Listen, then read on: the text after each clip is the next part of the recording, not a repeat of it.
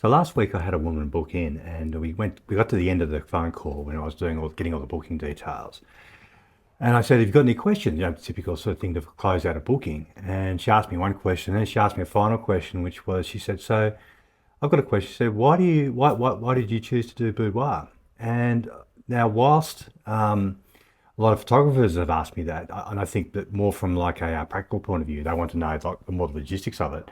But I've never had a client ask me, not once, ever. So I thought it was worthwhile doing a video about it because I thought that you guys might be interested as well. If you're new to the channel, my name is Richard. I'm a full-time photographer in Australia. I own this studio along with my wife. We're a boudoir studio and we turn over multiple six figures per annum. I make these videos because I enjoy helping other photographers where I can. So I never set out to be a boudoir photographer. What I actually started in was wedding photography. And the reason I got into wedding photography was for the same reason a lot of people get into wedding photography, I think.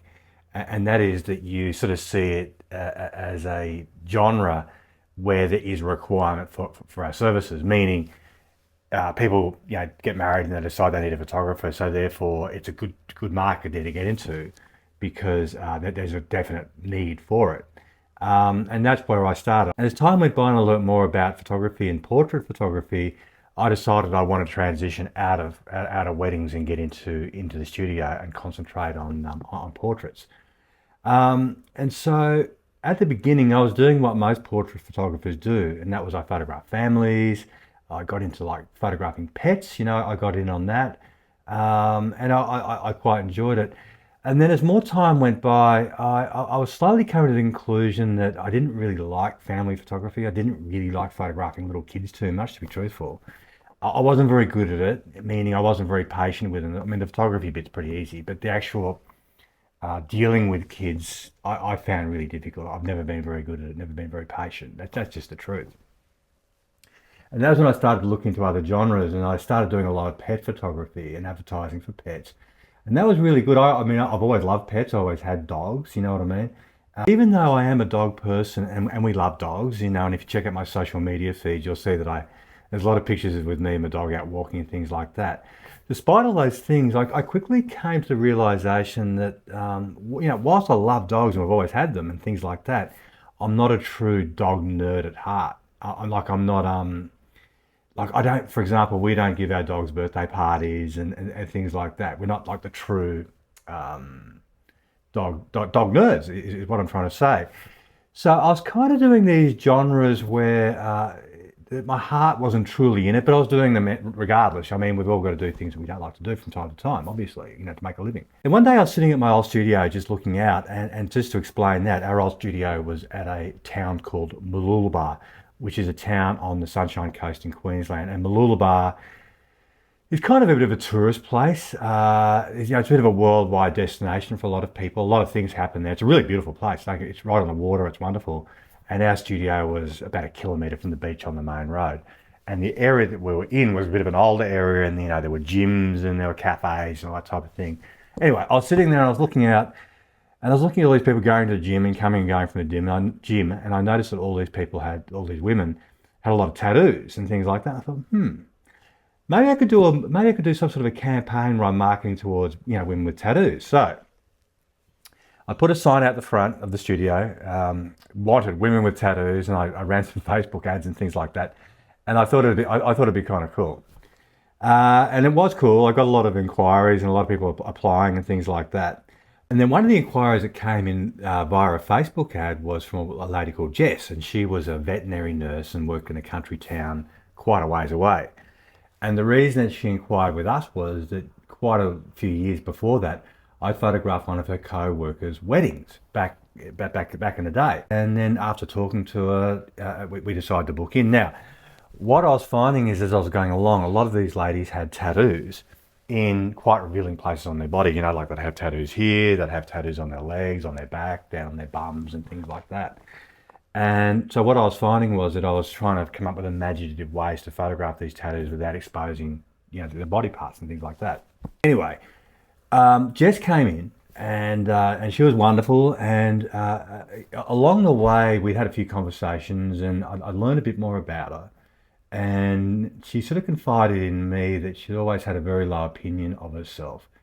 And she explained to me that she suffered from body dysmorphia, which at the time while I was aware that it existed, I didn't really know a lot about it. It was just one of those things that I'd heard. So for her to come into the studio was a really, really, really big deal. Like it took a lot of courage for her to come in.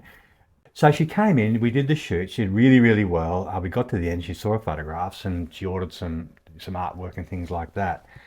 But I guess it was more the transformation that really had an impact on me. And by that I mean with her, she sort of told me, and it was a bit embarrassing to me at the time, to be truthful. I didn't realize I was having this much of an impact. She explained to me that essentially that we'd changed her life. I changed her life in the way that she looked at herself, meaning that when she was having a bad day and she could look at, in her case, she got a canvas for her bedroom wall, and she also got an album. That when she looked at that canvas in the morning, that she realized that she was awesome, and that just because she was feeling bad, she realized, that feelings, weren't facts. So that had a big impact on me, like the fact that what I was doing was so powerful, and I'd experienced it before, like I said, with pet photography and family photography and things like that. But this one really touched a nerve with me. You know what I mean? Like this really kind of I guess what I'm trying to say is I felt like I really found a home in photography for what I do. And so I started doing more and more of it. And you got to keep in mind at the time, I was still on my own at the time. I was still running the studio on my own. My wife, Tracy, was running another business.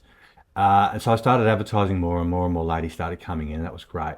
Um, and I was getting better and better at it. But it wasn't until we moved into this studio here and really concentrated on boudoir as a specialty was when it all sort of really all came together.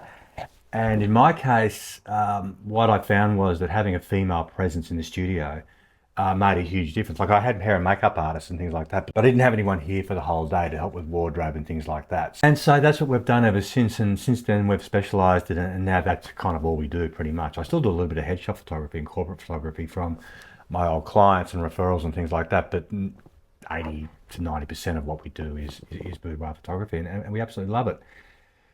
If I was asked, would I recommend people pursue it as a specialty? My answer would be maybe. I know it's a bit of an ambiguous answer. I think if you look into getting into this for the money, I honestly don't think it will work. And what I mean by that is you'll know what I mean if you do it, and that is you've got to be doing this for the right reasons. Otherwise, I don't think it will work terribly well. I think you've got to be genuinely wanting to help people. I think that you genuinely want to serve women in the best way you can. If you're coming at it from a more of a cynical point of view, I doubt that you'll be successful. I think you'll make money, but I'm not sure how successful you'll be over the journey. I'm not sure how many referrals and things like that you'll be getting. But putting those things aside, in terms of pure logistics, it can be quite a difficult genre just to book ladies in. There's a few things that you need to think about, and that is that they need to be at the right time in their own minds to book in for something like this.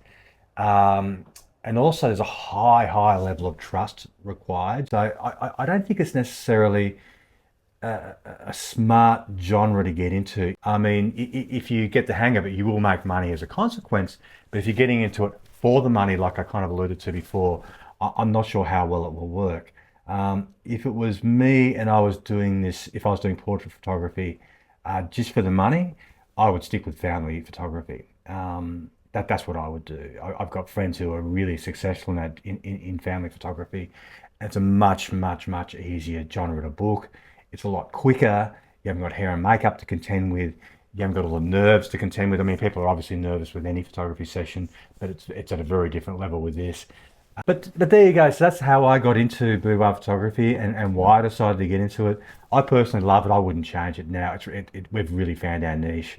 I didn't want to get too heavy, but that's how I feel about it. I take it very seriously these days.